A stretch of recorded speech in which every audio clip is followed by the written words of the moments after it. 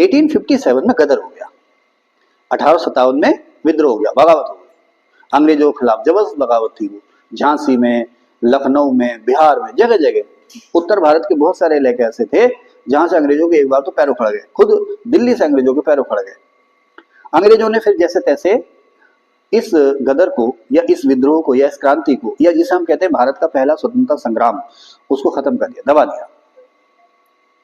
लेकिन अब वो ये सोचने को मजबूर हो गए कि यार ऐसा क्या हुआ कि अचानक उत्तर भारत में लगभग सभी इंडियन हमारे साथ एकजुट होकर हमारे खिलाफ हो गए। ऐसा क्या हुआ? ठीक तो चल रहा था, सब ठीक चल रहा था। मराठे दबा दिए, मैसूर दबा दिया, सिख दबा दिए, है ना, अवध दबा दिया, सब कुछ दबा दिया। अचानक इनको कहां से एनर्जी मिल गई जो हमारे खिलाफ एकजुट हो गई? स्टडी हुई बाकायदा, है ना, स्टडी हुई तो उसमें समझ में ये आया कि हम लोगों ने भारत में सोशल रिफॉर्म्स के लिए, कल्चरल रिफॉर्म्स के लिए बहुत सारे कानून बनाए। वो कानून जो हैं, भारतीयों को लगा कि हम उनके मसलों में, यानी अंग्रेज जो हैं भारतीयों के मसलों में, भारतीयों के धार्मिक, सामाजिक और सांस्कृतिक मसलों में बेवजह दखल दे रहे हैं या गैर जरूरी दखल दे रहे हैं। इस वजह से भारतीय जो है, आम भारतीय जो है, वो हमारे खिलाफ और ज्यादा उग्र हो गया। उन्होंने कहा देखो सैनिक तो थे ही थे, सैनिक हैं, ये जो विस्थापित माने हटाए गए जो रजवाड़े हैं, राजा नवाब महाराजा जो हैं, या सैनिक जिनकी नौकरी चली गई है, वो तो हमारे दुश्मन है ही हैं, लेकिन आम जनता क्यों उनके साथ हो गई? तो उनकी समझ में ये आया कि भाई हमने यहाँ पर धार्मिक सुधार के लिए, सामाजिक सुधार के लिए जो कानून बनाए हैं वो इन लोगों को पसंद नहीं आ रहे हैं। तो उन्होंने कहा क्या हम ये रिफॉर्म्स रोक दें? तो उन्होंने दो चीजें सोची। एक तो हम भारतीयों के जो धार्मिक, सामाजिक और सांस्कृतिक मामले हैं उसमें हम कम से कम दखल देंगे, जिससे कि जब हम भारत के लिए कानून बनाएंगे, तो कोशिश करेंगे कि भारतीयों से भी राय मशवरा कर लिया जाए। जरूरी नहीं है कि हम भारतीयों की बात माने, भारतीयों से हम राय मशवरा कर ले, सलाह मशवरा कर ले। बिल्कुल वैसे ही जैसे पुराने जमाने में राजा महाराजा होते थे, ये भी कानून बनाते थे देश के लिए, अपने अपने कानून बनाने के लिए कुछ लोगों को अपने साथ शामिल कर लेते थे। आम आदमी को शामिल नहीं करते थे, एलीट लोग जो उस समय होते थे और जो राजा की नजर में इस लायक हो कि हाँ भाई मुझे इनसे कानून बनाने में मशवरा करना चाहिए। अब जैसे मान लो मुस्लिम राजा हुआ तो वो उलेमाओं का साथ जरूर लेता था, हिंदू राजा हुआ तो वो ब्राह्मण पंडितों का साथ जरूर लेता था। आपने एक शब्द सुना होगा प्राचीनों मध्यकाल में, पुरोहित, सुना? पुरोहित, है ना? तो अब उसमें आपने सुना होगा राज पुरोहित। उस दौर का जो राज पुरोहित था ना, या उस दौर के जो राज पुरोहित थे, वो आज के प्रधानमंत्री हैं। धीरे धीरे धीरे धीरे धीरे धीरे मामला चला आ रहा है। उस दौर के जो राजा थे वो आज के राष्ट्रपति हैं, और उस दौर के जो राज पुरोहित थे वो आज के प्रधानमंत्री हैं। नाम बदल गए हैं, शक्तियां बदल गई हैं, कार्य क्षेत्र जो है वो अलग अलग हो गए, क्योंकि अब लोकतंत्र आ गया। उस समय राजशाहियां हुआ करती थी। तो उस दौर में भी राजा इस तरह की काउंसिल बनाते थे, लेकिन वो राजा की मर्जी पर निर्भर थी, किसको नियुक्त करना, किसको नहीं करना, क्या उसका कार्यकाल होगा, कौन से मामले में डिस्कशन करना, कौन से मामले में डिस्कशन नहीं करना, ये सब राजा का होता था। ये तो आधुनिक संसद है, जब संसद ही सर्वोच्च है, संप्रभु है ना। खैर, तो 1861 में इंग्लैंड के संसद ने कानून बनाया जिसका नाम था Indian council act, Indian council act 1861, भारतीय परिषदीय अधिनियम 1861। यहां से आप मान सकते हैं कि भारत में संसद के गठन का प्रोसेस शुरू हुआ। संसद के लिए नियम कानून, उसके जो काम हैं वो शुरू हुए। भारत में लिखित नियम कानून की जो शुरुआत हुई, या भारत में संविधान की हल्की सी जो शुरुआत हुई, या संविधान बनने की जो शुरुआत हुई, वो 1773 के रेगुलेटिंग एक्ट से शुरू हुई, जबकि वायसराय से कहा गया कि तुम्हें तुम्हारे कार्यों में सहायता देने के लिए, सहायता और सलाह देने के लिए 4 लोग तुम्हें अपने साथ और जोड़ने हैं। अकेले काम नहीं करोगे, एक तुम होगे, 4 लोग और होंगे, 5 लोग होंगे, तुम मिलकर के भारत शासन चलाओगे। इसको नाम दिया गया था एग्जीक्यूटिव काउंसिल या कार्यकारी परिषद। पुरानी क्लासों में मैंने आपको बताया है। ओके, अब वायसराय से ये कहा गया 1861 के एक्ट में आकर के कि जब तुम कानून बनाओगे, भारत में बहुत सारे मसले, उनके लिए जब कानून बनाओगे तो उसमें अपनी काउंसिल में, कौन सी काउंसिल, जिसे हम कहते थे वायसराय की एग्जीक्यूटिव काउंसिल। जिन लोगों ने जरा सी भी पॉलिटी पढ़ी होगी उसे पता होगा कि एग्जीक्यूटिव काउंसिल हमारे यहाँ सबसे पहले अस्तित्व में आई 1773 के एक्ट से 1774 में, ठीक है ना। बाद में फिर गवर्नर के लिए भी एग्जीक्यूटिव काउंसिल बनी। उन्होंने कहा जब तुम, अभी क्या है, एग्जीक्यूटिव काउंसिल हमारे यहाँ सब कुछ थी साहब। ये अपील का सर्वोच्च न्यायालय भी था, इसके बाद अपील जो होती थी वो लंदन में प्रीवी काउंसिल में होती थी। एग्जीक्यूटिव काउंसिल ही हमारे यहाँ माई बाप थी, सबसे बड़ी संस्था थी। राजनीति भी यही कर रही है तो न्याय भी यही कर रही है तो रेवेन्यू भी यही देख रही है, सब कुछ यही कर रही है।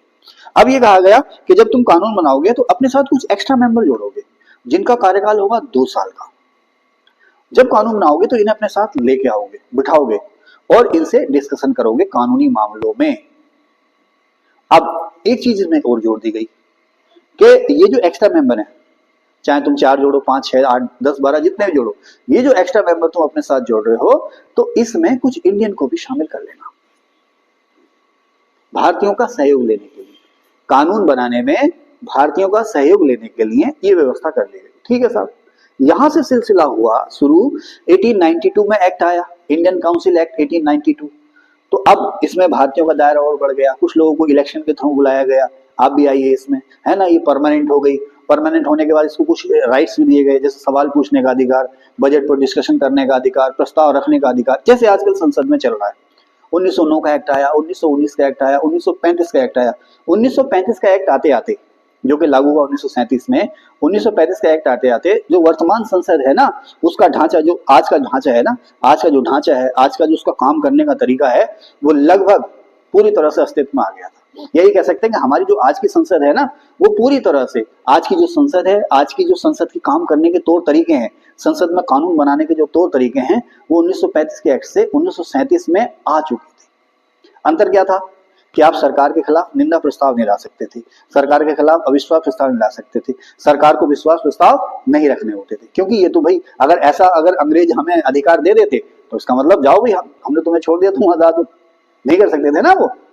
तो लेकिन जब हम आजाद हो गए, 15 अगस्त 1947 को हम आजाद हुए, उसके बाद हमारी संविधान सभा बनी, संविधान सभा ने हमारे लिए संविधान बनाया और 24 जनवरी 1950 को वही संविधान सभा बदल गई संसद में। तो आज की जो संसद है वो अस्तित्व में आ गई। ठीक है ना। तो हल्की सी मैंने आपको बैकग्राउंड बताई। आइए, मैंने पॉइंट्स लिख रखे हैं आपके लिए। अच्छा, ये नोट्स नहीं है, ये नोट्स जो है मेरे अपने लिए हैं, ताकि मैं भटकू ना। जैसे ही अपना ये सेशन खत्म होगा, मैं इसके जितनी भी चीजें मैं आपसे बात कर रहा हूँ उनकी सारी चीजें बोर्ड पे लिख के मैं आपसे डिस्कस करूंगा। आपको अलग से नोट्स बनाने की जरूरत नहीं है, जो भी मैं बोर्ड पे लिखूंगा उसी का आप स्क्रीनशॉट लीजिए और अगर उसको आप लिख ले तो फिर माशाअल्लाह। ठीक है साहब, शुरू करें। तो यहां तक की बातें तो हमारी हो गई। अब चलिए इनकी बातें अभी बाद में करेंगे। संविधान सभा, आपको पता है कि संविधान सभा ने करीब 2 वर्ष 11 महीने 18 दिन में संविधान बनाया। 24 जनवरी सन 1950 को, ये लाइट ऑफ हो गई, कोई देख लेंगे तो, 24 जनवरी 1950 को संविधान सभा की आखिरी बैठक हुई। पता है ना संविधान सभा, और भाई उन लोगों का समूह जिन्होंने हमारे लिए संविधान बनाया वो संविधान सभा है। संविधान सभा भंग हो गई, और नहीं, आप ये नहीं कह सकते संविधान सभा भंग हो गई, ये नहीं कह सकते आप संविधान सभा भंग हो गई, संविधान सभा का रूप बदल गया। अच्छा, बड़ी मजे की बात है कि हम आजाद हो गए 15 अगस्त 1947 को, लेकिन हमारी कोई संसद नहीं है, हमारी कोई संसद नहीं है ना। क्यों नहीं है? क्योंकि भाई अभी ना तो चुनाव के नियम हुए, ना ये तय हुआ कितने स्टेट होंगे, ना ये तय हुआ कि कितने हाउस होंगे, क्या होंगे, है ना, कुछ भी तय नहीं है। आपने देखा होगा, जैसे हम लोग उत्तराखंड में रहते हैं ना, तो 9 नवंबर सन 2000 को उत्तराखंड स्टेट अस्तित्व में आ गया। उसी दिन सीएम साहब को शपथ दिला दी गई, राज्यपाल का अपॉइंटमेंट हो गया, राज्यपाल को शपथ दिला दी गई। उसी दिन हाईकोर्ट अस्तित्व में आ गया और उसी दिन हमारी विधानसभा भी अस्तित्व में आ गई, 9 नवंबर सन 2000 को। आपको पता है हमारी विधानसभा कैसे बनी थी? जो पर्वतीय जिले, हमारे पर्वतीय मैदानी जिले, यहाँ पर जो एमएलए और एमएलसी थे, शायद अगर मैं भूल नहीं रहा हूं तो 22 एमएलए थे और 8 जो थे वो एमएलसी थे, विधान परिषद के सदस्य। 22 एमएलए थे पहाड़ में और 8 जो थे एमएलसी थे, विधान परिषद के सदस्य। इन 30 लोगों को मिला करके या 30 मेंबर्स को मिला करके हमारी बनी थी विधानसभा। कोई विधानसभा क्षेत्र नहीं, कुछ नहीं, हमारी विधानसभा बनी थी, जिसको हमने कहा था इंटरिम असेंबली, अंतरिम विधानसभा, अंतरिम विधानसभा। उसके बाद फिर 2002 में चुनाव हुए तो हमारी पहली चुनी हुई या नियमित विधानसभा बनी। तो 24 जनवरी सन 1950 को भारत की संविधान सभा बदल गई, किसमें? भारत की संसद में, या भारत की अंतरिम संसद में। अच्छा, अंतरिम को कुछ लोग काम चलाऊ कहते हैं, लेकिन ये दोनों अलग अलग है। काम चलाऊ व्यवस्था होती है ना, तो उसे सारे राइट्स नहीं होते। जैसे कि मान लो अभी सरकार चल रही है, राष्ट्रपति जो है कि सरकार को बर्खास्त कर दें, वो कहें अच्छा एक काम करो, जब तक अगले चुनाव ना हो जाएं तब तक काम चलाते रहो। तो कुछ रिवाज हैं कि जब तुम काम चलाऊ हो तो पॉलिसी मैटर पे डिसीजन नहीं लोगे, नए मामलों पे डिसीजन नहीं लोगे, बस व्यवस्थाएं चलती रहे, जैसा चल रहा है वैसा चलने दो। और एक होता है इंटरिम, है ना, उसको पूरे अधिकार होते हैं, उसको पूरे अधिकार होते हैं। जब तक नियमित व्यवस्था ना हो जाए तब तक आप काम देखो, व्यवस्था को संभालो। तो 24 जनवरी सन 1950 को हमारी जो संविधान सभा थी अब बदल गई भारत की अस्थायी संसद या अंतरिम संसद में। ध्यान रखना, उसको काम चलाओ मत कहना, ठीक है ना, उसको काम चलाओ मत कहना। इससे पहले हमारे यहाँ जो सॉवरेन थी, संप्रभु थी, या उससे पहले हमारे यहाँ जो सबसे बड़ी पावर थी या भारत देश की शक्तियां जिसके पास थी वो थी हमारी संविधान सभा। एक शब्द आता ना सॉवरेन, संप्रभु। तुम्हारे घर में सॉवरेन कौन है? तुम्हारे घर में कौन है सॉवरेन, संप्रभु? अरे तुम्हारा पूरा घर ही संप्रभु है। पड़ोसी की हिम्मत है जो आ जाए बिना पूछे, हैं? 1 इंच दीवार खिसका ले, खून की नदियां बह जाएंगी, बह जाएंगी, बह जाएंगी। हाँ भाई, ऐसे में किसके झगड़े हो रहे? जमीन के ना। पहले क्या होता था ना, आप इधर चले जाओ काशीपुर में राधे हरि राजकीय स्नातकोत्तर महाविद्यालय, है ना, रुद्रपुर में चले जाओ, अरे कितनी जमीन है इस कॉलेज के पास। पंतनगर यूनिवर्सिटी, गोविंद बल्लभ पंत जी पूरा हजारों एकड़ जमीन जो है वो दान दे गए। जमीनें बहुत थी, आबादी बहुत कम थी, जमीनें बहुत थी, और जमीनों का महत्व लोगों को पता नहीं था। अब तो जमीनें सोना थोड़ी, पहले कहते जमीनें सोना हो गई, अब तो जमीनें हीरा जवाहरात पता नहीं क्या क्या हो गई, है ना। अच्छा, जैसे मैं ऐसे डिस्कशन कर रहा हूँ ना, तो अब मैं क्लास में हूँ अपनी, तो मैं चाहता हूँ कि मेरे बच्चे भी मुझसे इंटरेक्ट रहें और आपका काम भी चल जाए जो वीडियो देखेंगे। तो अब जैसे मैं ऐसी बातें करने लगा तो आप इसको स्किप कर सकते हैं, आगे निकल जाएं, ठीक है। तो अब तो जमीनें क्या हो गई हैं साहब, हीरे जवाहरात हो गई, है ना। ये जैसे वो तुम बैठे हो, ये करोड़ों की प्रॉपर्टी है, समझ रहे ना, करोड़ों की प्रॉपर्टी। ओके ओके, चले साहब। तो जमीनों का किसी को महत्व था नहीं, है ना, और लोग हाईवे से बचते थे। क्या साहब हाईवे पर नहीं बचे क्या? एक तो वाहन चलते, दूसरा डकैत आसानी से आ जाते। ये हकीकत है सर, चोर डकैतों के लिए सड़क किनारे लूटना बड़ा आसान होता था, है ना। लोग सड़क किनारे बसते नहीं थे, सड़क से दूर बसेंगे, है ना। राजा बाज बहादुर चंद ने बाजपुर बसाया तो हाईवे से थोड़ा सा अंदर को जाके बसाया। बाजपुर शहर है ना, राजा बाज बहादुर चंद ने बसाया। रुद्रपुर किसने बजाया? हाँ ठीक है, जो आपने कही वही है ना। ओके, डीम गल देखिए, पहली वाली 2 डीम गल है ना, तो उसमें विजय राज का एक डायलॉग है ना, वो शेर सुनता है ना, तो जो तुमने कही वही है ना। ओके, कहाँ थे, कहाँ थे, हैं? संप्रभु, हाँ। तो तुम्हारा पूरा घर ही संप्रभु है, यानी कि तुम अपने इंटरनल और एक्सटर्नल मामलों में आजाद हो। मुखिया कौन है? पापा जी, पापा जी, मम्मी? किसकी चलती है घर में? भाई की। सबसे ज्यादा किसकी चलती है? हाँ, तो मुखिया हो गए भाई, है ना। हाँ, एक स्टेज ऐसी आती है कि घर का बड़ा बेटा मुखिया हो जाता है, लेकिन ऐसा होना नहीं चाहिए। माँ बाप को मरते दम तक पावर अपने पास में रखनी चाहिए, ठीक है साहब। चले, कहाँ थे? तो हाँ, अब हमारे यहाँ जो संविधान सभा थी वो हो गई संप्रभु या सोवरेन हो गई, ठीक है। सारी पावर जो थी वो संविधान सभा में थी, अब वो बन गई भारत की अस्थायी संसद। तो अब सारी पावर जो आ गई वो संसद में आ गई, ठीक है। तो 24 जनवरी सन 1950 को भारत की संसद का भारत की अस्थायी संसद का गठन हो गया। वो किसका नया रूप थी? संविधान सभा, ठीक है साहब। लेकिन अब देखो हमारी जो संसद है ना, संसद के 3 अंग हैं, 2 हाउस हैं। संसद के काम करने के तरीके क्या है, उसमें कानून किस तरह से बनते हैं, सवाल जवाब करना, ये करना सो करना, सब सारा का सारा जो है, लगभग सारा जो है वो ब्रिटिश विरासत है। कुछ एक चीजें हैं, जैसे कि वो कौन सा है सर, शून्यकाल। तो शून्यकाल जो है भारत का आविष्कार है। संसद में विपक्षी दल का नेता मान्यता प्राप्त, वो भारत का आविष्कार है, ठीक है ना। लेकिन ज्यादातर चीजें जो ली है हमने वो ब्रिटेन की संसदीय प्रणाली से लेती है। तो इसलिए हम कहते हैं कि भारत में जो संसद है वो ब्रिटिश विरासत है, ठीक है साहब। अब तो मैंने यहाँ लिख रखा है कि 24 जनवरी 1950 को संविधान सभा भारत की अस्थायी संसद में बदल गई।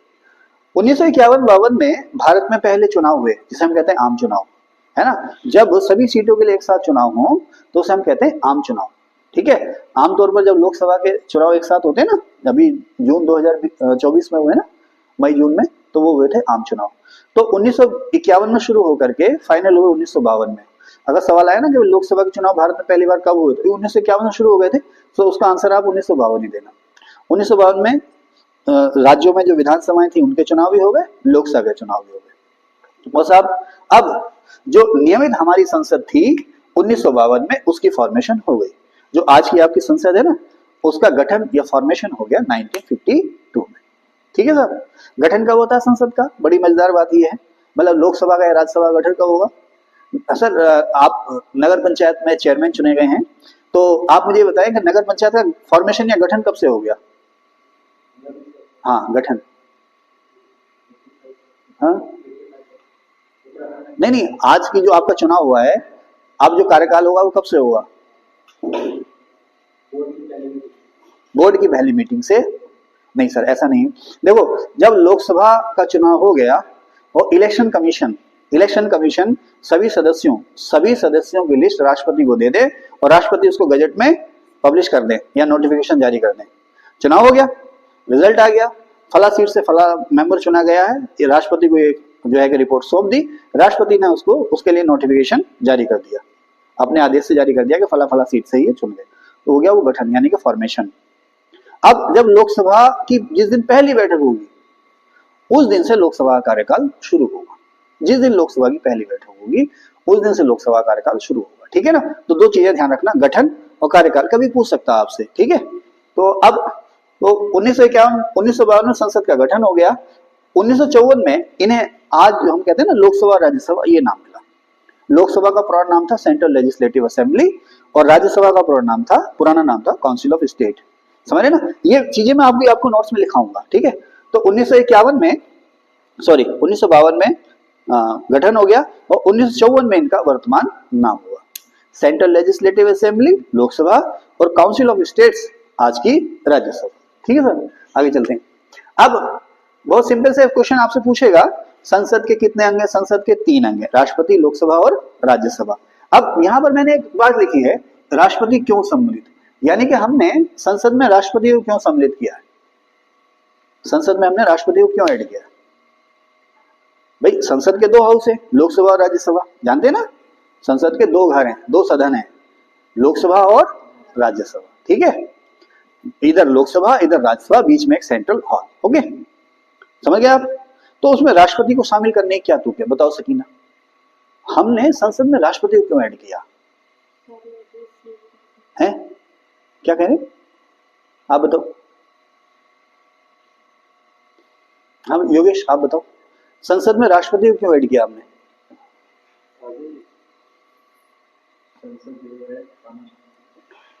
संसद तानाशाह ना बन पाए, हाँ ठीक है, सही बोल रहे हो, वेरी गुड। हाँ, मन मर्जी ना कर पाए, वेरी गुड। शिवा यही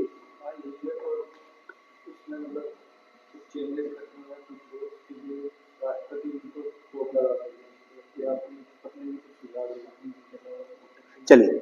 हाँ इमरान आप बोल रहे हो क्या? जोड़ रहे, बहुत सारे, वेरी गुड, बहुत अच्छी क्लास है मेरी, सबके अलग अलग जो है के मत आ रहे हैं। आप बोलेंगे कुछ? जो संसद है कोई गलत निर्णय ना ले, जनता के हित के बारे में ना सोचे, जनता राष्ट्रपति को इसलिए बताया जनता के हितों का। ठीक है, देखो अब एक होती है कम ज्ञान, एक होता है व्यापक ज्ञान, एक होता है असीमित ज्ञान, ठीक है। तो ना तो तुम्हें कम ज्ञान हो ना असीमित ज्ञान हो, तुम्हें व्यापक ज्ञान होना चाहिए। राष्ट्र, आपने देखा होगा शब्द आता है ऑर्डिनेंस, अध्यादेश। गौरी जानती हो अध्यादेश का मतलब क्या होता है? कि अगर संसद का, राज्य में विधानसभा का, अगर संसद का सत्र नहीं चल रहा है किसी वजह से, या संसद ही भंग है और कोई ऐसी स्थिति आन पड़ी है कि भैया ये काम होगा संसद की राय से या संसद के कानून से, तो अब संसद तो है नहीं या संसद का सेशन नहीं चल रहा है, तो राष्ट्रपति के पास पावर है कि वो आदेश जारी कर सकता है और राष्ट्रपति के उस आदेश की जो वैल्यू होगी वो संसद के कानून के समान होगी, उसे हम कहते हैं अध्यादेश, है ना। ये भी पुराने जमाने से चला आ रहा था, अंग्रेजों के समय से वायसराय और गवर्नर के पास पावर थी ऑर्डिनेंस की, तो ये पावर हमने भी रखी। हमने ये सोच लिया ना भाई कभी ऐसा हो सकता है कि संसद का सेशन ना चल रहा हो, तो क्या करेंगे, तो राष्ट्रपति भी पावर है कि वो अपनी ओर से आदेश जारी कर सकता है, जिसे हम कहते हैं अध्यादेश। खैर, मेरा प्रश्न ये था कि हमने राष्ट्रपति को क्यों शामिल किया संसद के अंग के रूप में? सिर्फ और सिर्फ संसद अगर जल्दबाजी में, जानबूझकर या अनजाने में, जल्दबाजी में, जानबूझकर या अनजाने में कोई ऐसा कानून बनाए जो व्यापक जनहित में नहीं है, यह संविधान का उल्लंघन करता है, यह संविधान के अनुसार सही नहीं है, तो राष्ट्रपति उसे कुछ समय के लिए रोक सकते हैं, मना भी कर सकते हैं। राष्ट्रपति से हमने ये आशा की गई है कि वो हमारे देश में संविधान और विधि का संरक्षक होगा, रक्षक होगा। अब भविष्य में क्या हो भाई, भविष्य में क्या हो, किस तरह की सरकार आ जाए, किस तरह की विचारधारा हो जाए, है ना, भविष्य तो भविष्य ही है ना, भविष्य का तो किसी को पता नहीं। तो हमने पहले ही राष्ट्रपति को संसद का अंग बना दिया कि साहब हमारे देश में संसद का कोई भी कानून तब तक पास हुआ नहीं माना जाएगा जब तक कि लोकसभा राज्यसभा उसे अलग अलग पास ना कर दें और राष्ट्रपति उस पर सिग्नेचर ना कर दें। तो राष्ट्रपति को इसलिए हमने संसद का अंग बनाया है कि संसद जल्दबाजी में, जानबूझकर या अनजाने में कोई ऐसा कानून ना बना दे जो हमारे देश, हमारी राष्ट्रीय एकता, अखंडता या हमारे संविधान के खिलाफ। ठीक है, इसके अलावा वही संसद की बैठक कब होगी, सत्र कब होगा, सत्र कितना लंबा होगा, उसमें कौन सा बिल रखा जाएगा, कौन सा नहीं रखा जाएगा, तो ये कौन डिसाइड करेगा? तो राष्ट्रपति को ही हमने अधिकार दे दिया। तो संसद के 3 अंग है, राष्ट्रपति, लोकसभा और राज्यसभा। ठीक है, और संसद के 2 हाउस हैं, लोकसभा और राज्यसभा। तो ये बातें हमने कर ली। तो ये मैंने फ्लो चार्ट बना रखा है इसलिए ताकि मैं कोई चीज भूलू ना या भटकू ना। ठीक है, अभी सारे नोट्स मैं आपको लिख के भी दूंगा यहीं पर। अब मैंने लिखा हाउस ऑफ कॉमन्स और हाउस ऑफ लॉर्ड्स। आगे चलते हैं, घुट चाय पी लें, रुक दो। तो अब देखो मैंने यहाँ पे लिखा था House of Commons and House of Lords. देखो हमारे यहाँ क्या हुआ, हमने कहा ना इंग्लैंड, हमारी जो संसद है वो ब्रिटेन की विरासत है या इंग्लैंड की विरासत है। जब इंग्लैंड में राजा पर दबाव हुआ कि साहब आप कानून बनाने में हम लोगों की भागीदारी सुनिश्चित करो, या हम लोग कानून बनाएंगे, या जैसे हम लोग कहेंगे वैसे आप काम करोगे, कुल मिला करके इंग्लैंड के राजा पर दबाव पड़ा कि संसद बनाए। तो उसने ना चाहते हुए भी ठीक है सर संसद बनाएंगे, लेकिन उसने अभी भी चूंकि ना चाहते हुए संसद बनाई थी तो उसने क्या किया, संसद बनाई, लेकिन संसद में कहा भाई चुनाव नहीं होगा, जिसे मैं चाहूंगा वो संसद में शामिल होगा। तो उसने क्या किया, अपनी मर्जी से उस समय जो इलीट यानी कि उच्च घरानों के राजकुमार टाइप के जो लोग थे, राजकुमार, जागीरदार, जमींदार, साहूकार, जो इलीट लोग थे और जो उसके वफादार थे, उन लोगों को अपनी संसद में शामिल किया। आमतौर पर इनको कहा जाता था इंग्लैंड में लॉर्ड। इसलिए शुरुआत में इंग्लैंड की संसद का जो नाम हुआ उसका नाम हो गया हाउस ऑफ लॉर्ड्स। ठीक है, उसके बाद धीरे धीरे इंग्लैंड की संसद लगातार संघर्ष करती रही, या इंग्लैंड की जनता जो है वो लगातार संघर्ष करती रही कि इंग्लैंड में वास्तविक लोकतंत्र स्थापित हो जाए और राजा के बजाय शक्तियां जो आ जाएं वो संसद में आ जाएं। तो खैर संघर्ष जो है कि फलीभूत हुआ और राजा को मजबूर होना पड़ा संसद, जो आज की जो संसद है ना, वास्तव में जो लोकतांत्रिक ढांचा है उस रूप में संसद को बनाने का। लेकिन उधर राजा भी अपनी शक्तियां बचाने के लिए लगातार संघर्ष कर रहा है। उसने हाउस ऑफ लॉर्ड्स को कायम रखा और आम जनता के लिए, आम लोगों के लिए एक नया सदन बनाया जिसका नाम था हाउस ऑफ कॉमन्स। ठीक है साहब, house of Commons. House of Commons में जो लोग थे वो जनप्रतिनिधि थे। एक्चुअली जनप्रतिनिधि जैसे आजकल चुनाव होते हैं ना लोकसभा के, तो ऐसे चुनाव होते थे और वो लोग जो थे हाउस ऑफ कॉमन्स में चुन के आते थे। तो अब इंग्लैंड की संसद में 2 हाउस हो गए, एक हाउस ऑफ कॉमन्स यानी कि आम आदमियों का सभा, और एक हाउस ऑफ लॉर्ड्स यानी कि कुलीनों की सभा। अब इनमें आपस में झगड़े होने लगे, हाउस ऑफ कॉमन्स और हाउस ऑफ लॉर्ड्स में भी शक्तियों को लेकर के झगड़े होने लगे। बाद में रिजल्ट ये हुआ कि ठीक है साहब, हाउस ऑफ कॉमन्स और हाउस ऑफ लॉर्ड्स में सत्ता के लिए झगड़ा नहीं होगा, लेकिन अब हाउस ऑफ कॉमन्स को थोड़ी ज्यादा पावर मिल गई। कैसे मिल गई कि सरकार उसी की बनेगी जिसके पास हाउस ऑफ कॉमन्स में मेजोरिटी होगी, और हाउस ऑफ कॉमन्स कभी भी इस सरकार को अविश्वास या निंदा का प्रस्ताव पास करके गिरा सकता है। तो इंग्लैंड की संसद में धीरे धीरे 2 हाउस हो गए, एक हाउस ऑफ कॉमन्स और एक हाउस ऑफ लॉर्ड्स। अब चूंकि जो हाउस ऑफ लॉर्ड्स था ना उसको वहां पर कहने का रिवाज हो गया उच्च सदन या अपर हाउस, और जो हाउस ऑफ कॉमन्स था उसको वहां पर कहने का रिवाज हो गया निम्न सदन। अच्छा आप देखो कितनी दिलचस्प स्थिति है कि उसको निम्न सदन कहा जा रहा है, लेकिन देश में जो वास्तविक पावर हो गई अब वो हाउस ऑफ कॉमन्स के पास हो गई। हालांकि हाउस ऑफ लॉर्ड्स भी पर्याप्त शक्तिशाली था, लेकिन सरकार का जो अस्तित्व है वो हाउस ऑफ कॉमन्स पर निर्भर हो गया। उसी तरह से भारत में भी 2 हाउस बने, एक राज्यसभा और दूसरी लोकसभा। तो हमने अपनी राज्यसभा को कहा उच्च सदन और लोकसभा को कहा निम्न सदन। परंपरागत रूप से, सिद्धांत रूप से हम ये कहते हैं कि हमारे यहाँ लोकसभा और राज्यसभा जो हैं दोनों समान स्तर पर हैं, इसमें ना कोई छोटा और ना कोई बड़ा है। लोकसभा राज्यसभा में ना तो कोई छोटा और ना कोई बड़ा है, हम लोग ये कहते हैं। लेकिन इन प्रैक्टिकल व्यवहारिक रूप में जैसे जैसे मेरी छोटी बहन है तो सिद्धांत रूप में मैं उससे बहुत डरता हूँ, मैं ज्यादातर उसकी बातें मान लेता हूँ, लेकिन एक्चुअली वो मुझसे डरती है ना। भाई साहब मैं वहां चली जाऊँ, भाई साहब मैं वहां चली जाऊँ, है ना। लेकिन लगता यही है कि मैं उससे डरता हूँ, है नहीं, मैं डरता हूँ आपसे, है ना। तो जब मैं आपसे डरता हूँ तो आप मुझे फोन क्यों करते हो कि मैं प्रिंट निकाल रहा हूँ, मैं यहाँ चले जाऊँ। अरे आजाद हो आप, जो है स्वायत्त नहीं, आप स्वतंत्र हो, ठीक है, ओके, स्वतंत्र हो, संप्रभु, ठीक है, ओके। क्योंकि एक स्टेज आती है ना, बच्चा इतना मैच्योर हो जाता है कि आप उस पर, उसे पता है उसका अच्छा बुरा क्या है, ठीक है। कहाँ थे हम, हैं लोकसभा राज्यसभा। तो अब हमारे यहाँ सिद्धांत रूप में या कहने को लोकसभा राज्यसभा की दोनों की समान स्थिति है, लेकिन कुछ मामले ऐसे हैं जो लोकसभा को प्रायोरिटी देते हैं। जैसे इंग्लैंड में ये सरकार किसकी बनेगी, जिसके पास लोकसभा में बहुमत होगा, और सरकार कब तक चलेगी, जब तक आपके पास लोकसभा में बहुमत रहेगा। बहुत से मामले ऐसे और हैं जो लोकसभा को प्रायोरिटी देते हैं, किसके ऊपर, राज्यसभा के ऊपर। जब भी हम इनके दोनों अंतर की बात करेंगे ना, इनके दोनों के अंतर की बात करेंगे नेक्स्ट सेशन में, तो इनको और क्लियर करेंगे। हम फिलहाल हम अपने उस पर चलते हैं जो हमने अपना खाका बना रखा, रहने दीजिए, जो हमने अपना खाका बना रखा, इधर ले आइए इसको, जो हमने अपना खाका बना रखा उसी पर हम गौर करेंगे, ठीक है। तो लोकसभा हाउस ऑफ लॉर्ड्स और Rajya Sabha, sorry, Rajya Sabha House of Lords के नमूने पर और लोकसभा हाउस ऑफ कॉमन्स के नमूने पर बनी हुई, ठीक है सब, ओके। अब बात ये आती है कि लोकसभा और राज्यसभा में इनका गठन कैसे होता है, चुनाव कैसे होता है, कौन क्या कैसे, इसकी बात कर लेते हैं। देखो हमारे यहाँ एक देश में केंद्रीय चुनाव आयोग है, एक हमारे राज्य चुनाव आयोग होता है, एक केंद्रीय चुनाव आयोग होता है। राज्य चुनाव आयोग कब बना, क्यों बना राज्य चुनाव आयोग, राबिया, राज्य चुनाव आयोग क्यों बनाना पड़ा हमें, इमरान जी? हाँ भाई, 1993-94 में पंचायती राज व्यवस्था हमारे यहाँ लागू हो गई, तो इनके चुनाव कराने के लिए राज्य चुनाव आयोग का गठन हुआ राज्य स्तर पर, ठीक है। तो हमारे यहाँ जो केंद्रीय चुनाव आयोग होता है वो लोकसभा, राज्यसभा, राज्यों की विधानसभाएं, विधान परिषद, इनके चुनाव कराता है, ठीक है साहब, इनके चुनाव हमारा केंद्रीय चुनाव आयोग कराता है, ओके। तो सबसे पहले, हाँ जी बताएं, कुछ कह रहे हैं क्या? अच्छा, तो 24 जनवरी 1950 को हमारी जो संविधान सभा थी वो अस्थायी संसद में बदल गई। अब बात ये आई कि इनके चुनाव कैसे होंगे। तो लोकसभा का चुनाव का तरीका तो हमने ये किया कि अपने देश को अलग अलग निर्वाचन क्षेत्रों में बांटा, कॉन्स्टिट्यूएंसी में बांटा, ठीक है साहब। शुरुआत में हमने कोशिश की थी कि हर 10 लाख की आबादी पर लोकसभा में एक मेंबर होगा। जैसे आज आप देखते हो ना, आज का जो आपका ऊधम सिंह नगर जिला है, बेटे ये किस जिले से कट अलग होके बना, आप बताओ, ऊधम सिंह नगर जिला किस जिले से अलग होके बना था,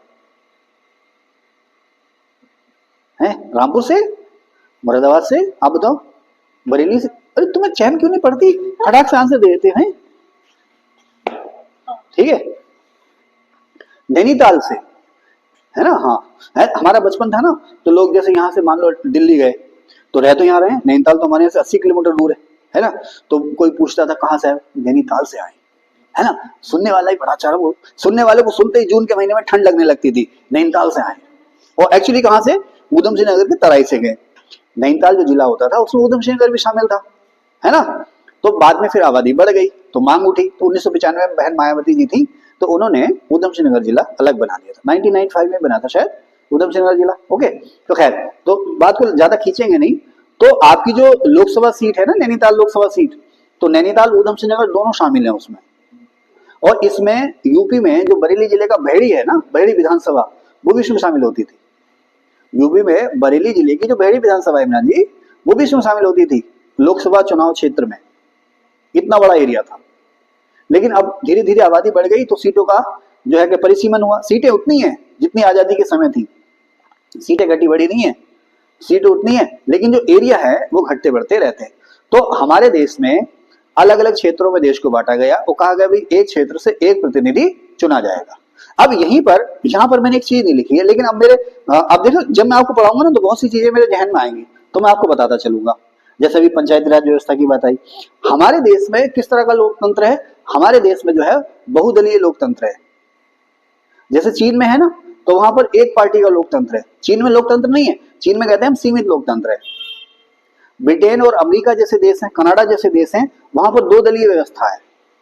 हालांकि वहां पर किसी और को पार्टी बनाने की रोक नहीं है, लेकिन धीरे धीरे लोग ऐसे आदी हो गए। जैसे आप देखो ना, भारत में दो प्रमुख पार्टियां हैं, कौन सी, एक कांग्रेस पार्टी और एक भारतीय जनता पार्टी। हालांकि रीजनल लेवल पर भी और बहुत सारी पार्टियां हैं, लेकिन राष्ट्रीय स्तर पर आप देखें तो दो ही प्रमुख पार्टियां हैं, एक भारतीय जनता पार्टी और दूसरी कांग्रेस। हालांकि बंगाल में ममता बनर्जी मैडम की हैं तृणमूल कांग्रेस, यूपी में समाजवादी पार्टी है, उधर आप चले जाओ बिहार में तो राष्ट्रीय जनता दल यूनाइटेड है। ये छोटी पार्टियां, क्षेत्रीय पार्टियां हैं।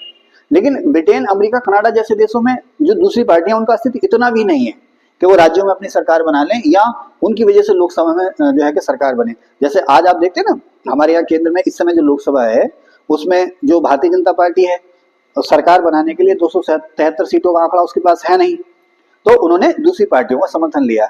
एक तो आंध्र प्रदेश के सीएम चंद्रबाबू नायडू जी और एक बिहार के सीएम नीतीश कुमार जी, वो उनको समर्थन दे रहे हैं, सरकार चल रही है, ठीक है ना। तो उन देशों में ऐसी व्यवस्था भी नहीं है, वहां पर है दो दलीय व्यवस्था। हमारे यहाँ बहुदलीय लोकतंत्र है, बहुदलीय व्यवस्था, यानी कि कई सारी पार्टियां हो सकती है। आप रजिस्ट्रेशन कराइए राजनीतिक पार्टी के रूप में, हालांकि उसके अलग अलग नॉर्म्स हैं कि आप राष्ट्रीय स्तर की पार्टी हैं, राज्य स्तर की पार्टी हैं, उसकी बात कभी करेंगे, कभी अलग करेंगे, नहीं तो हमारा ये टॉपिक जो है वो रह जाएगा। तो एक ध्यान रखना, हमारे यहाँ किस तरह की व्यवस्था है, बहुदलीय व्यवस्था है, ठीक है, इसको हम लिखाएंगे भी आपसे। और हमारे यहाँ जो चुनाव व्यवस्था है इसको हम कहते हैं पहले खंबा छूने की व्यवस्था। जैसे आप देखते हो ना, रेस होती है, रेस, तो रेस में जो सबसे आगे आया वो जीत गया। रेस होती है ना भाई, 10 20 30 लोग दौड़ रहे रेस में, जो सबसे आगे आया वो जीत गया। अब हमारे यहाँ चुनाव की व्यवस्था क्या है, जैसे कई सारे देश ऐसे हैं कि आप वहां पर चुनाव तभी जीतोगे जहां पर आपको कम से कम 50% वोट मिले या 60% या 70% वोट मिले, तभी आप चुनाव विजेता होगे, अदरवाइज आपको चुनाव विजेता नहीं माना जाएगा। हमारे यहाँ नहीं है ऐसा, बल्कि दुनिया के ज्यादातर देशों में ऐसा ही है। इसको हम कहते हैं इंग्लिश में पता नहीं क्या कहते हैं, मैं भूल रहा हूँ उसको, पहले खंबा छूने का नियम। पहले खंबा छूने का नियम क्या है, मान लीजिए एक इलाका है उसमें 8-10 कैंडिडेट खड़े, जैसे अभी आपने देखा ना गदरपुर में चुनाव हुआ नगर पालिका का, गदरपुर नगर पालिका का चुनाव हुआ, तो उसमें मैन मुकाबला तो कांग्रेस और बीजेपी के बीच में था, लेकिन और दूसरी पार्टियों के भी थे, समाजवादी से भी थे, तो बसपा से भी थे, तो इंडिपेंडेंट कैंडिडेट भी थे, किसी को चुनाव लड़ने पर रोक नहीं थी। तो जिसने ज्यादा वोट पा लिए वो जीत गया। पचला वोट है 100, वोट है 100 और कैंडिडेट है 20। अब 100 वोटों में जिसके पास 20 वोट आ गए वो जीत गया।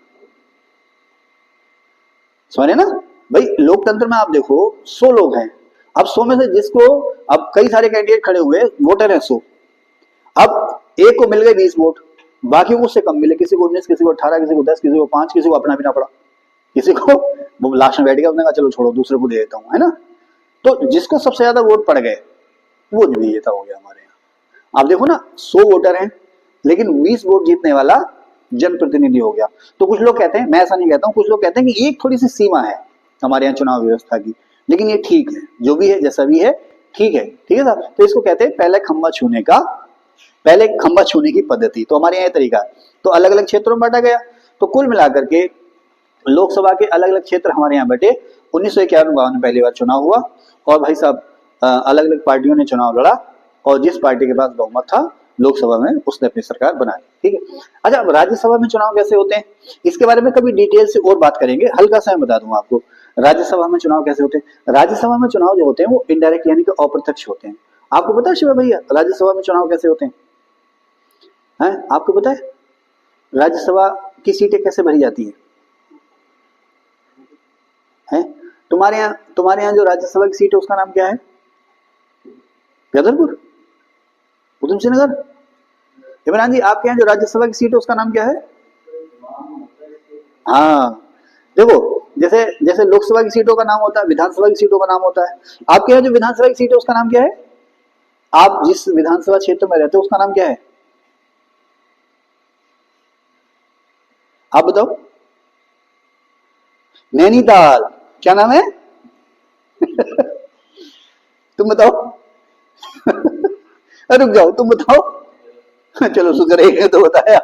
आपकी विधानसभा सीट का नाम है गदरपुर। उत्तराखंड विधानसभा में कुल 70 सीटें है ना, उसमें से एक गदरपुर विधानसभा भी है। आपके पड़ोस में आप रुद्रपुर, उसके आगे किच्छा के आगे क्या है भाई? सितारगंज, नानकमता, फिर खटीमा, है ना। इधर को चले जाओगे तो रुद्रपुर के बाद बाजपुर के बाद काशीपुर, जसपुर, ये विधानसभा है ना। ओके, उधम सिंह जिले में शायद 9 विधानसभाएं, हाँ 9 विधानसभाएं, ठीक है ना। ओके चलिए ठीक है, मुझे याद है। और आपकी जो लोकसभा सीट है अभी मैंने उसका नाम बताया, उसका नाम है नैनीताल, ठीक है। अच्छा, अब राज्यसभा सीट का नाम नहीं होता है। जैसे आप देखो उत्तराखंड है तो उत्तराखंड से राज्यसभा की कितनी सीटें चुनी जाती हैं? 3, लोकसभा की 5। यूपी में शायद राज्यसभा की 30 सीटें, अगर मैं 30 या 31 आप, ठीक है। यूपी में लोकसभा की 80 सीट हैं और राज्यसभा की है 31 सीट्स। अच्छा, जो राज्यसभा की सीट होती है ना उनका कोई नाम नहीं होता है। जैसे उत्तराखंड में राज्यसभा के 3 मेंबर हैं तो पूरा उत्तराखंड उन्हीं का आसा, वो अपने कोटे से जो विकास का काम करा रहे हैं, जो सांसद निधि होती है ना, सांसद निधि, उनके उनके खाते में जो पैसा आ रहा है उससे उस पैसे से काम वो पूरे उत्तराखंड में कहीं भी करा सकते हैं। समझ रहे सर? तो राज्यसभा का कोटा होता है अलग अलग स्टेट का कि आपके यहाँ से 3 चुने जाएंगे, तो उत्तर प्रदेश से 31 चुने जाएंगे। वो पूरे उत्तर प्रदेश का प्रतिनिधित्व करते हैं या पूरे उत्तराखंड का प्रतिनिधित्व करते हैं। लेकिन लोकसभा में जो मेंबर होता है वो अपनी सीट का, है ना? या रामपुर का लोकसभा मेंबर है तो रामपुर का प्रतिनिधित्व कर रहा है, मुरादाबाद का, तो संभल का तो चंदूसी का प्रतिनिधित्व कर रहा है। लेकिन राज्यसभा केस में ऐसा नहीं। आप देखो लोकसभा चुनाव में तो आप सभी वोट देते हो, अभी दिया था ना, मोदी जी को वोट दिया होगा। अभी लोकसभा चुनाव हुए थे, मोदी जी को, राहुल गांधी को, किसी को वोट दिया होगा आपने, दिया था ना? ठीक है साहब। तो अब हमारे यहाँ चुनाव 2 चेहरों पर लड़ा गया ना लोकसभा का, मोदी जी बनाम राहुल गांधी। ठीक है साहब, ओके। तो आपने क्या किया, अपने कैंडिडेट को इलेक्शन में वोट दिया। जैसे हमारे यहाँ कौन खड़े थे याद आ रहा है? एक तो अजय भट्ट थे, कांग्रेस से कौन थे, नाम ही भूल गए हम। कांग्रेस से कौन थे, चलो जो भी थे, XYZ, है ना? बीजेपी से थे, हाँ क्या नाम था, हरीश रावत जी तो पिछली बार थे, इस बार कोई और थे। कहाँ आपकी भी याददाश्त कहाँ चली गई, मैं नाम भूल गया उनका, चलो जो भी है, अच्छे खासे वोट लेके थे, नाम भूल गया मैं। तो बीजेपी से अजय भट्ट हैं और कांग्रेस से जो भी है XYZ जो भी है ना, तो आप सीधे अपने कैंडिडेट को वोट दे रहे हो, जिसको भी दे रहे हो सीधे अपने कैंडिडेट को वोट दे रहे हो, वही हार रहा है या वही जीत रहा है। उसी तरह से आप विधानसभा में वोट देते हो। जैसे रुद्रपुर से कौन विधायक है, रुद्रपुर से विधायक कौन है, शिव अरोड़ा जी, है ना? गदरपुर से अरविंद पांडे जी, बाजपुर से यशपाल आर्य जी, है ना? तो आपने वोट दिया, अपने एमएलए को वोट दिया, आपने अपने एमएलए को वोट दिया। अब ये जो एमएलए है ना, ये जो एमएलए हैं वो राज्यसभा के चुनाव में वोट देते हैं। लोकसभा का चुनाव हुआ, आपने सीधे अपने कैंडिडेट को वोट दिया, वही हारा या वही जीता। लेकिन राज्यसभा में सीधे आपके वोट से कैंडिडेट नहीं चुना जा रहा। राज्यसभा का जो इलेक्शन हो रहा है वो इनडायरेक्ट हो रहा है, अप्रत्यक्ष हो रहा है। राज्यसभा की सीट का जो चुनाव हो रहा है वो अप्रत्यक्ष हो रहा है, बिल्कुल वैसे ही जैसे राष्ट्रपति का चुनाव अप्रत्यक्ष हो रहा है, उपराष्ट्रपति का चुनाव अप्रत्यक्ष हो रहा है। आप लोग वोट देते हो अपने एमएलए और एमपीज को, और एमएलए एमपी आगे चुनते हैं किसको, राष्ट्रपति को। तो इसको हम क्या कहेंगे, इनडायरेक्ट चुनाव। हमारे यहाँ प्रधानमंत्री का चुनाव भी तो इनडायरेक्ट ही हो रहा है। राष्ट्रपति में अमेरिका में राष्ट्रपति का चुनाव डायरेक्ट हो रहा है, वहां पर प्रत्यक्ष चुनाव हो रहा है। हमारे यहाँ जो राष्ट्रपति का चुनाव है अप्रत्यक्ष है। कैसे? राष्ट्रपति चुनाव में कौन वोट देते हैं, संसद और विधानसभाओं के मेंबर, है ना? विधान परिषदों के नहीं, संसद के मेंबर और विधानसभाओं के मेंबर, उनको जनता चुनती है सीधे, वो आगे राष्ट्रपति को चुनते हैं। तो इसे हम कहते हैं इनडायरेक्ट इलेक्शन या अप्रत्यक्ष चुनाव। समझ गए आप, है ना? तो उसी तरह से आप एमएलए चुनते हैं अपने विधानसभा के, और ये जो एमएलए हैं आगे राज्यसभा के इलेक्शन में अपने वोट से राज्यसभा के मेंबर्स का चुनाव करते हैं। अब जैसे उत्तराखंड के कोटे से 3 राज्यसभा मेंबर चुने जाने, तो वो 3 मेंबर जो चुने जाएंगे, जो उत्तराखंड के 70 एमएलए हैं उनके वोट से चुने जाएंगे। कैसे चुने जाएंगे, चलो लगे हाथ, इसको मैं बता देता हूँ आपको। जैसे मान लीजिए उत्तराखंड की 2 सीटों का चुनाव हो रहा है, 2 सीटें खाली हो गई राज्यसभा की, तो ये 70 के 70 एमएलए वोट देंगे, 70 के 70 एमएलए वोट देंगे। तो जो ऊपर से 2 सबसे ज्यादा वोट जिनको मिलेंगे वो जीते माने जाएंगे। मान लीजिए तीनों सीटों का चुनाव हो रहा है ना? तीनों सीटों का चुनाव हो रहा है और आप 10 लोग खड़े हो गए राज्यसभा चुनाव में, मैं भी हूं, कुछ कह रहे हैं आप? 3 सीटें हैं उत्तराखंड से राज्यसभा की, और तीनों सीटों मान लीजिए एक साथ चुनाव हो रहा है, 10 कैंडिडेट खड़े हो गए, तो अब एक एमएलए को एक ही वोट देने का अधिकार है, आपको दे, किसी को भी दे। तो जो ऊपर के 3 होंगे वो चुन लिए जाएंगे। इसका तरीका यह है, इसे कहते हैं एकल संक्रमण अप्रत्यक्ष चुनाव प्रणाली। सुन रहे मुस्कान? लोकसभा चुनाव में तो यह है कि जिसे सबसे ज्यादा वोट मिलेंगे वो जीत गया। राज्यसभा चुनाव में अलग है। जैसे मान लीजिए यूपी में 31 राज्यसभा के कोटे की सीटें हैं, यूपी विधानसभा में कितनी सीटें हैं, 400 कितनी पूरी, 401 3 जितनी भी हैं, 400 पूरी, 402 एक, चलो ये 401 2 3 जितने भी हैं छोड़ो, ठीक है साहब। तो मान लीजिए 400 सीटें हैं और 31 मेंबर चुने जाने हैं राज्यसभा के, तो जो टॉप 31 होंगे, सबसे ज्यादा 31 जो होंगे जिन्हें वोट मिले हैं वो राज्यसभा में चुन लिए जाएंगे।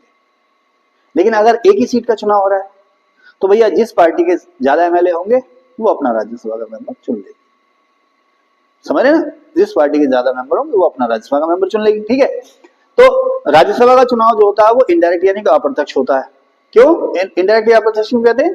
आप एमएलए चुनते हैं यानी कि अपने विधानसभा के सदस्य को चुनते हैं, विधानसभा के सदस्य आगे राज्यसभा के चुनाव में वोट देते हैं। ठीक है, लोकसभा का चुनाव प्रत्यक्ष और राज्यसभा का चुनाव क्या होता है, अप्रत्यक्ष। ठीक है, अब लोकसभा का चुनाव हुआ, लोकसभा का चुनाव हुआ और चुनाव के बाद केंद्रीय चुनाव आयोग ने लिस्ट सौंप दी राष्ट्रपति को कि लीजिए साहब ये लोग जो हैं जीत गए। राष्ट्रपति ने उसका नोटिफिकेशन जारी कर दिया, तो उसको कहते हैं लोकसभा का गठन हो गया। उसके बाद लोकसभा की जिस दिन से पहली बैठक होगी उस दिन से लोकसभा का कार्यकाल शुरू हो जाएगा, उस हम कहेंगे लोकसभा का कार्यकाल शुरू हो गया था। ठीक है, अब मैंने बता दिया कि लोकसभा राज्यसभा के चुनाव में वोट कौन देते हैं। ठीक, उसके बाद इसका चुनाव होता कैसे, मैंने ये भी बता दिया आपको, है ना। जब हम चुनाव की बात करेंगे और स्पेशली लोकसभा के चुनाव की बात करेंगे तो आपको बताएंगे साहब ये आदर्श चुनाव आचार संहिता क्या होती है ना, और नामांकन क्या होता है, सिंबल क्या होता है, नाम वापसी क्या होता है, सब ये किसी एक दिन बात करेंगे, फिलहाल नहीं। फिलहाल हमारा मुद्दा और है, लोकसभा कार्यकाल कितना होता है 5 साल और राज्यसभा कार्यकाल कितना होता है 6 साल। अच्छा, इसमें एक बात आती है कि लोकसभा कभी भी भंग हो सकती है और राज्यसभा कभी भी भंग नहीं होती। ठीक है ना, तो इसकी बात हम करेंगे नेक्स्ट सेशन में। इस सेशन में बस इतना ही। Thank you.